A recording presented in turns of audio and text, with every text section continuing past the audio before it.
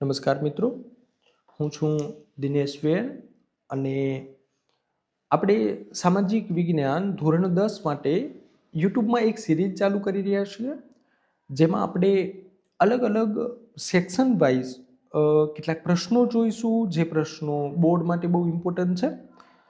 આપણે અહીં section wise એ જોઈશું કે એ સેક્શન બોર્ડમાં કેટલા ગુણનો છે, એ સેક્શનમાં કયા કયા પ્રકરણ છે જે બોર્ડમાં પૂછાય છે, અને એ પ્રકરણમાંથી મહત્વના પ્રશ્ન કયા છે જે બોર્ડમાં વારંવાર પૂછાય છે અને અનુભવ પ્રમાણે એ પ્રશ્નો આ વખતે પણ પૂછાશે.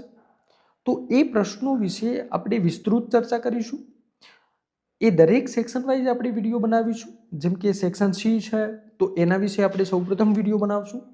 એના પછી આપણે જોઈશું સેક્શન ડી, એના પછી આપણે જોઈશું સેક્શન બી, અને છેલ્લે જ્યારે આપણું સામાજિક વિજ્ઞાનનું પેપર હશે એ સમયમાં આપણે જોઈશું સેક્શન એ. તો આપણે અલગ અલગ સેક્શન માટે અલગ અલગ વિડીયો બનાવશું અને એ સેક્શનની અંદર આવતા દરેક પ્રકરણ છે અને એ પ્રકરણની અંદર આવતા દરેક પ્રશ્નો છે એના વિશે આપણે સવિસ્તર માહિતી મેળવીશું. તો સૌપ્રથમ આપણે સેક્શન સી થી શરૂઆત કરીશું.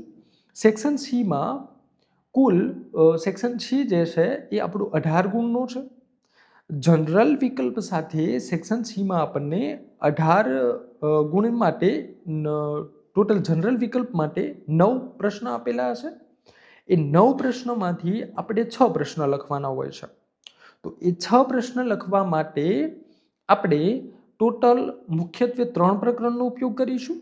જેમ કે પ્રકરણ નંબર 3 છે, જેમાંથી મોટા ભાગે 2 પ્રશ્ન પૂછાતા હોય છે. પ્રકરણ નંબર 8 છે, જેમાંથી મોટા ભાગે 2 પ્રશ્ન પૂછાતા હોય છે, અને પ્રકરણ નંબર 18 કે જેમાંથી પણ 2 પ્રશ્ન પૂછાય છે. તો આવી રીતે જો આપણે સેક્શન સીમાં 18માંથી 18 માર્ક્સ મેળવવા હોય તો આપણે ટોટલ 3 પ્રકરણ કરી શકીએ. પ્રકરણ નંબર 3, પ્રકરણ નંબર 8 અને પ્રકરણ નંબર 18. આ ઉપરાંત પણ જો આપણે કોઈ પ્રકરણ કરવા હોય, જેમ કે બોર્ડની બ્લુપ્રિન્ટ પ્રમાણે બ્લુપ્રિન્ટમાં જો કોઈ સુધારા વધારા થાય તો આપણે 3 પ્રકરણ સિવાય કેટલાક પ્રકરણ કરીશું, એના ઇમ્પોર્ટન્ટ પ્રશ્ન કરીશું. જેમ કે આપણે પ્રકરણ નંબર 4 કરીશું, આ ઉપરાંત પ્રકરણ નંબર 16 પણ કરીશું અને પ્રકરણ નંબર 19 પણ કરીશું, કે જેના જે મહત્વના પ્રશ્નો છે એ આપણે જોઈ લઈશું. તો આજે આપણે શરૂઆત કરીશું પ્રકરણ નંબર 3 થી. પ્રકરણ નંબર 3 ની અંદર કેટલાક મહત્વના પ્રશ્નો છે જે વારંવાર પૂછાય છે. જેમ કે પ્રકરણ નંબર 3માં પહેલો પ્રશ્ન છે મોહેન્જો-દડો. મોહેન્જો-દડો વાળો જે પ્રશ્ન છે, આ પ્રશ્ન આપણને એવી રીતે પૂછાય જેમ કે મોહેન્જો-દડો વિશે માહિતી આપી મોહેન્જો-દડોનું